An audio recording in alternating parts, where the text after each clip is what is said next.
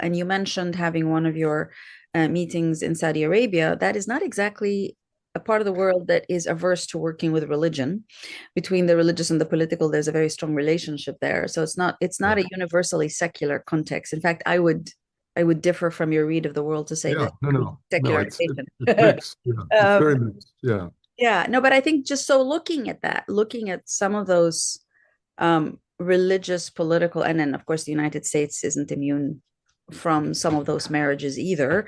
Um, I'm wondering, how do you see the role of the G20 interfaith in tackling some of those